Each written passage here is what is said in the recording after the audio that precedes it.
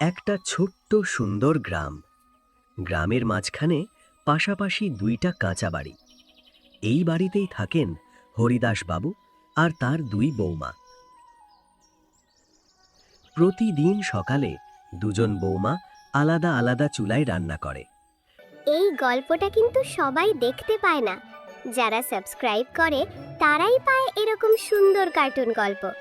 তুমি যদি নতুন হও, এখনই চ্যানেলটা সাবস্ক্রাইব করে নাও। তাহলে চলো গল্পটা শুরু করা যাক। একজন বড় বউ রাধা বৌমা, আর একজন ছোট বউ মাধবী বৌমা। ওর হাঁড়িতে এত ভালো তরকারি কেন? ও খাবারে কি এমন ব্যবহার করে যে ওর তরকারি এত ভালো হয়? আমার থেকে ভালো রান্না দেখাতে চাইছে। আমি যা রান্না করব তার একটা কারাকরিও রাধা রান্না করতে পারবে না। দুজনেই একে অপরের দিকে কটমট করে তাকায়, কেমন যেন তাদের চোখেই থাকে সব সময় রাগ। দূরে দোষে হরিদাসবাবু দীর্ঘশ্বাস ফেলেন। তিনি বলেন, এই সংসারে ভালোবাসার জায়গায় ঢুকে পড়েছে হিংসা, আর সেই হিংসাই পুরো সংসারটিকে নষ্ট করতে চলেছিল। দিন যায়, হিংসা আরও বাড়ে। একদিন রাধা বৌমা নতুন শাড়ি পরে। মাধবী বৌমা ব্যঙ্গ করে বলে, ওই শাড়ি তো সস্তা বাজারের। ওই শাড়ি কি কোনো মানুষ পরে? বাজে শাড়ি সস্তা দামে কিনে এনেছে। পরদিন মাধবী বৌমা সুন্দর পিঠে বানায়। রাধা বৌমা বলে, এত তেল, এসব কে খাবে? এত এত তেল নষ্ট করে এই বাজে পিঠে এত মুখে তোলা যাবে না। আর এত তেল কে খায়? এত তেল!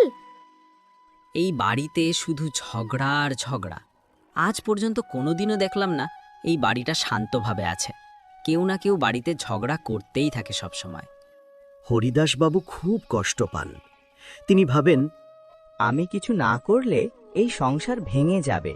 আমার কিছু তো এমন করতেই হবে যাতে এই সংসারটা সুন্দরভাবে থাকে। ঠিক কয়েকদিন পর যেটা হলো, কাল তোমরা দুজন আলাদা আলাদা রান্না করবে। যার রান্না ভালো হবে সেই পাবে পুরস্কার। আমি জিতবই।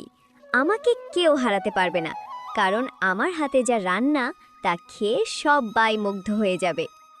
এবার বুঝবে কে ভালো, কার হাতের রান্না সব থেকে ভালো। আমার হাতে যা রান্না সবাই খেলে চেটেপুটে খাবে। পরদিন দুজন সকাল থেকে রাত পর্যন্ত রান্না করে, কিন্তু হরিদাসবাবু দুজনের রান্না একসাথে মিশিয়ে খান। খাওয়ার সময় হরিদাসবাবু বলেন, আলাদা করলে স্বাদ কম, একসাথে হলে তবেই ভালো হয়। আমি এটাই তোমাদের দুজনকে বোঝাতে চাচ্ছিলাম। সংসারে আলাদা করে রান্না করলে সেই সুখ শান্তিটা পাওয়া যায় না। আমি ভুল করেছি বাবা। আমার এরকম রাগারাগি করা উচিত হয়নি। আমি অনেক রাগ দেখিয়েছি মাধবীর ওপর। হিংসা করে আমরা নিজেরাই ক্ষতি করেছি। আমারও ভুল হয়ে গেছে। আমিও রাধাকে অনেক হিংসা করেছি। দুজন একে অপরের দিকে তাকিয়ে হাসে। তারপর দুজনে আবার একসাথে কথা বলতে থাকে।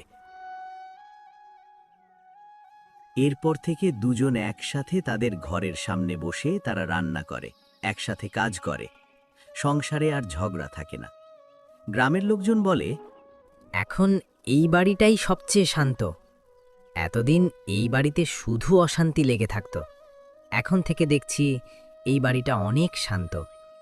এই গল্পের মোরাল অব দ্য স্টোরি হলো, হিংসা সংসার ভাঙে, ভালোবাসা সংসার করে।